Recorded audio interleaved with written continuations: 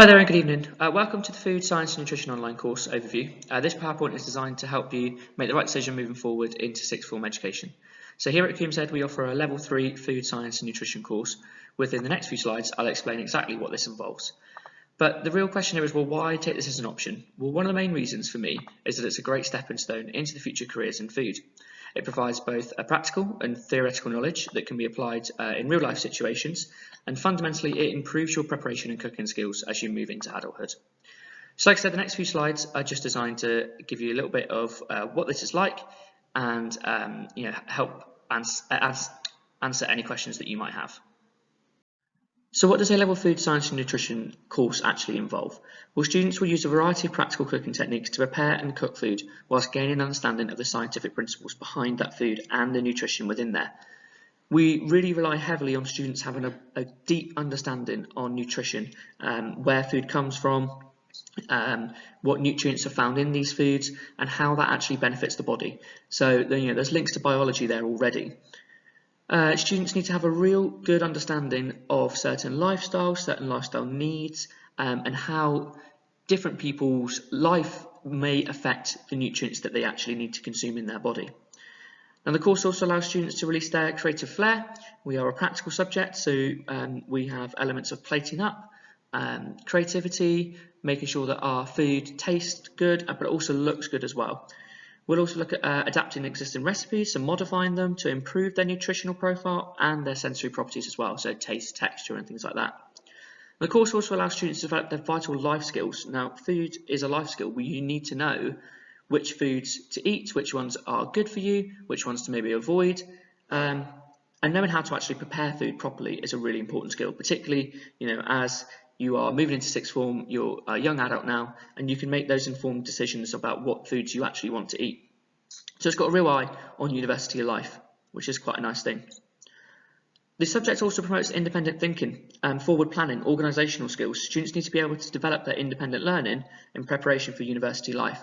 And particularly in year 12, we look at students making sure that they are planning accordingly, their time, their organisational skills, just like they would have to do at university. So those skills are a really, really important part of this course. So this slide here is all about the course content. So you can choose this as just a one-year course, and you will get a certificate in food science and nutrition, and that's in year 12, and that's where you have to complete the 2 mandatory units. So in year 12 we focus on unit 1, which is meeting nutritional needs of specific groups, and this has an internal assessment and an external assessment. Now, in order to gain the full qualification, you need to complete 3 of these units, and you can see that unit 2, ensuring food is safe to eat, that's also mandatory, which is an external piece of assessment, and then it's an optional unit 3 or unit 4, and they are both assessed in year 13, and it's a choice between those. So unit 1 is your key unit in year 12, so you won't do any other unit in year 12. And like I said, there's 2 main parts to this assessment, an internal assessment and an external assessment. Now, in the internal assessment, this is where you will complete a piece of coursework, and that coursework has some written work with that, but it also involves a 3.5-hour practical exam. During that 3.5-hour practical exam, students will need to make 2 portions of a product and 3 courses in total. So a starter, a main and a dessert, and 2 portions of each, so 6 plates in total. This is where students will really need to be creative, imaginative, making sure that they have some really high, complex technical skills. Fine dining is what we're really looking for in this aspect. Now, it's based on a task, so it's like imagine a real life situation where a supplier may come in to a business, and they're looking for a particular type of food that is relatable to that task. So it gives students a really nice idea of what real life might be like in terms of chefing or a career in food.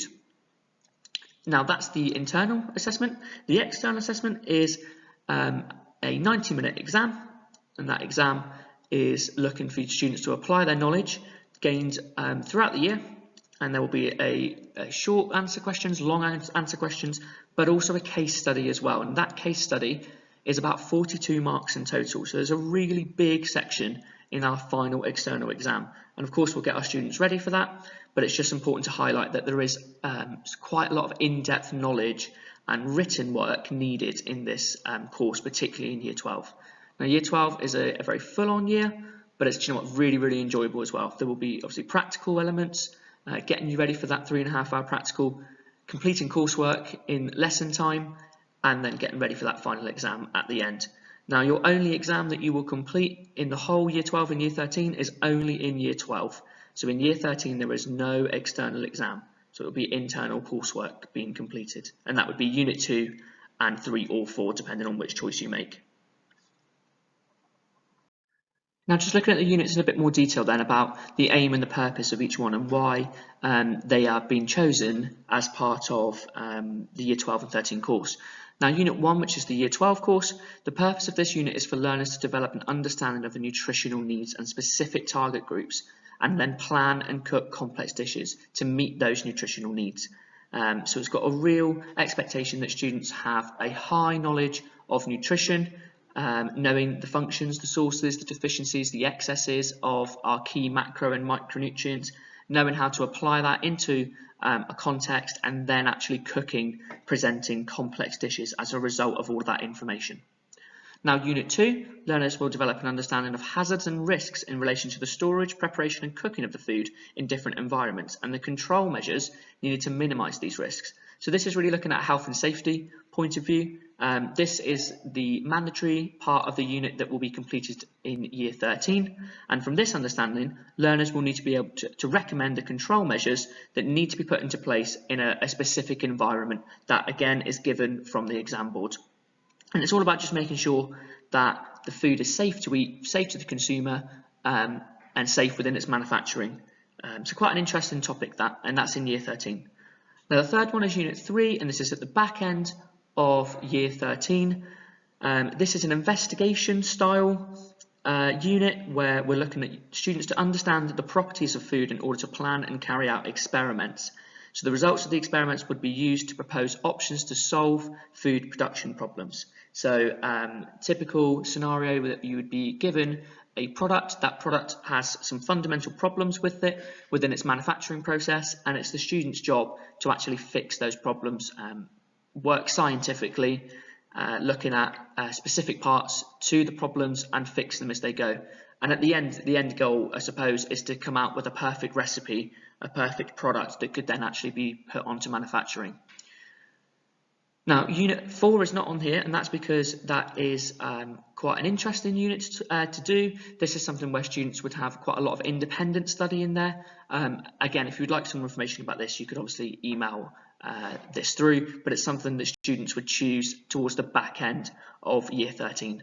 And we could also give some more information as that comes. But these are predominantly the units that students would choose as they go through. So the outline for our Level 3 Food and Nutrition then, within our 2 years. So roughly speaking, in Year 12, the autumn term, we would be looking at completing Unit 1, our internal coursework. We would be getting ready for our practical, our 3.5-hour practical, and we'd be really looking at our nutrition in terms of our theory knowledge, making sure that we understand our nutrients, we know what they are, we know how they're used in the body. Within our spring and January and February time then would be your actual practical tasks, so around January, February would be the real task. And then sort of April onwards into summer, we would be doing revision for our exam. After the exam, we would have a bit of time to prepare for our Unit 3, which comes first in Year 13. And as you move into Year 13, you can see the autumn term as well, we would complete Unit 3. The spring term, we would then go to Unit 2. So we would have a theoretical knowledge of Unit 2, making sure that we're ready for this. And then that summer term is where we actually complete Unit 2, which is an 8-hour controlled environment assessment. So really it's about making sure students are ready for that and they have got everything that they need for that. And that's completed by the 1st of June. So actually this course would finish by the end of May into June really. So you can see from the outline that there is logical processes to the course, and it does run quite well. Now I just really want to briefly talk about the exam in focus then. So this is the case study, or an example of a case study that I mentioned earlier. Now you can see the mark scheme here. We've got 16 marks, 10 marks, 10 marks and 6 marks within 4 questions. So here we're really looking for students to have a real in-depth understanding of our nutritional needs, looking at a case study and how that could really be improved. So it's all about analysing the profile, the case study that you were given, identifying changes that we could make to improve that diet, and then actually producing a programme for that particular case study to follow, and then justifying and explaining why you've made those choices. So again, it's quite a logical thing. You look at something, you propose some changes, you explain those changes that you make, and this is where your theory would really come into this, and explaining why you've made those choices in particular. So it's just interesting to highlight this and make you aware of this as you go throughout Year 12 and Year 13. Now obviously it's important to emphasise that we do have quite a lot of theory in Year 12 and in Year 13 that we need to cover, but we can't forget that actually this course is a practical subject, and here is an example of some things that have been made within our 3.5 hour practical. We can see you're looking for technical skills, we're looking for creativity, some flair, accuracy within our making, but it is quite an open-ended project as well, and you can see that all sorts of different products have been made from this, and this is where students who are creative and have an idea on flair and things like this really start to showcase their skills in cooking and food in particular, and this is really exciting for me. It's something that I really enjoy to see. The students preparing and cooking their 3.5 hour practicals, and the real sense of achievement that's come with it. So something to really look forward to, I think. Hi, my name is Emily and I'm a Year 13 Food and Nutrition student. Why did I choose the course? I took food and nutrition at GCSE level and I really enjoyed it. It allowed me to use scientific thinking while associating it to an area I use daily, which is obviously food. I decided to continue on as the course interested me and allowed me to be independent through writing up coursework whilst also having assistance if I needed it. What do you enjoy about it? So in this course there is a good balance between theory and practical, which has proven to be helpful to me as I am able to make links easily. The teachers are very supportive and the environment that you are welcomed with is always positive. Food nutrition has provided me with a healthy learning space and I enjoy to be in it. What skills can you use going forward? So there are many skills that I can use from the theory and practical side of this course. The theory of the course is in deeper detail than GCSE, which I really enjoy, and the practical has enabled me to cook meals myself, so that is preparing me for my university. Both together have helped me make sure that the meals I make are also nutritious as well. Overall, I really look forward to my food and nutrition lessons weekly. Where do I see myself in 5 years' time? Well, I'm not really sure where I see myself in 5 years' time, but because I've enjoyed food and nutrition so much, I'm considering doing a degree and hopefully at Bardstown University. And from this degree, I was hoping that I could either become a nutritionist or a teacher someday. So yeah, that's about me in the course. Thank you.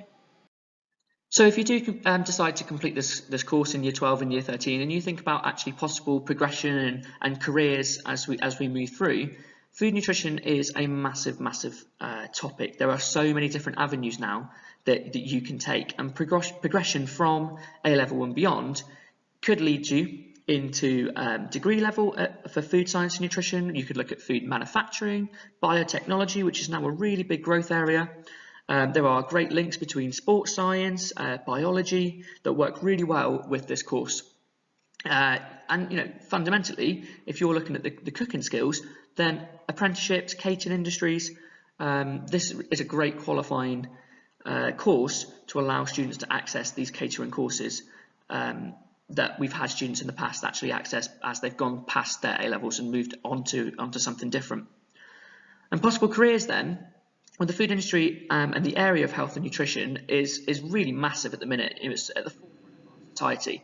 There's a gap in our market for high-end health and nutrition students that can make informed decisions about people's lifestyle and improve them. And then opportunities in this field has really continued to grow.